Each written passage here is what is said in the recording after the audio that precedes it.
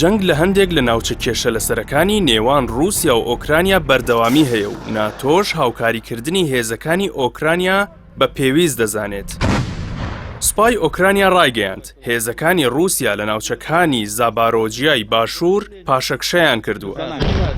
دەسەڵاتدارانی رووسیا لە ئۆردوگای بوشارک سەرژمێری بۆ چۆڵکردنی ناچاری دانیشتوان ئەنجام دەدەن. سوپای ئۆکرانیا ڕاشی گەیاندووە هێزەکانیان پشت بەو پیلانانە دەبەستن کە لە خێرسۆن جێبەجێیان کرد. لە لێدانی پرد و سنتەرەکانی پاڵپشتیە سەربازیەکانی رووسیا لە پشتەوەی هێڵەکانی پێشەوە. هێرشەکانی ئەم دوایانەش نزیکەی 6 شوێنی کردووەتە ئامانج و 230 سەربازی رووسیا کوژراون. ڤلادیمیر زیلینسکی سەرۆکی ئۆکرانیاش ڕایگەیاند کە ئەنجومەنی ئاسایشی نەتەوەیی و بەرگری ئۆکرانیا لێکۆڵینەوە لە قەدەغەکردنی چالاکی ئەو ڕێکخراوە ئاینیانە دەکات کە پەیوەندیان بە رووسیاوە هەیە. زیلینسکی ڕایشی گەیاند ئەنجومەنی ئاسایشی نەتەوەیی و بەرگری ئۆکرانیا حکوومەتی ڕاستپاردووە پرۆژە یاسای قەدەغەکردنی چالاکی ئەو ڕێکخراوە ئاینیانەی پەیوەندیان بە رووسیاوە هەیە پێشکەشی پەرلەمانی ئەو وڵاتە بکات.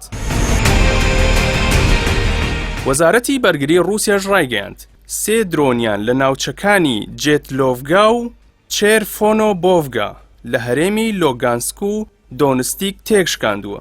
هەروەها 8 موشکی ئۆکرانیایان لە جۆرەکانی هیمارس و ئەولغا لە ناوچەکانی سڤاتۆڤۆ لە هەرێمی لۆگانسک-نۆڤای زابارۆجیا لە هەرێمی دۆنێتسک و سیستمێکی موشک هاوێژی جۆری هیمارسی ئەمریکیان تێکشکاندووە. وەزارەتی بەرگری رووسیا لە ڕاگەیەندراوەکەدا وتیشی 3 کۆگای چەک و موشک و تۆپخانە و پێداویستی سەربازی ئۆکرانیایان تێکشکاندووە.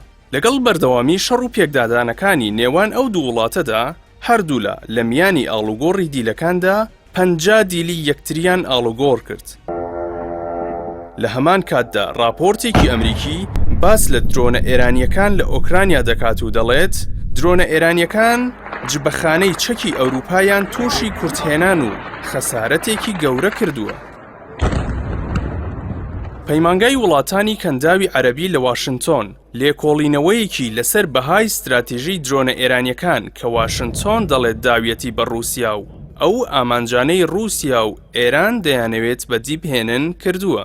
لە راپۆرتەکەدا پاڵنەرەکانی تێوەگلانی ئێران لە جەنگی ئۆکرانیا و پاڵنەرەکانی رووسیا بۆ کڕینی درۆنە ئێرانیەکان باز کراوە. راپۆرتەکە ڕوونیشی دەکاتەوە ئامانجەکانی ئێران پاڵپشتیە بۆ بەرژەوەندی سەربازی و ئابووری و سیاسی. هاوکاری نێوان ئەو دوو وڵاتە هۆکارە بۆ دەرچوونیان لەو کەنارگیریەی تێیکەوتون. هەر وەک چۆن گرێبەستەکان دەبێتە هاوکاری ئابووری نێوانیان. لە ڕووی سەربازیشەوە ئۆکرانیا بووەتە گۆڕەپانی تاقیکردنەوەی ئەو درۆنانەی ئێران دروستی دەکات. پێدەچێت هاوکاریە سەربازیەکانی ئێستای ئێران دەرگا بۆ هاوکاری سەربازی چەکی پێشکەوتووی رووسیا بۆ ئێران بکاتەوە لە داهاتوودا.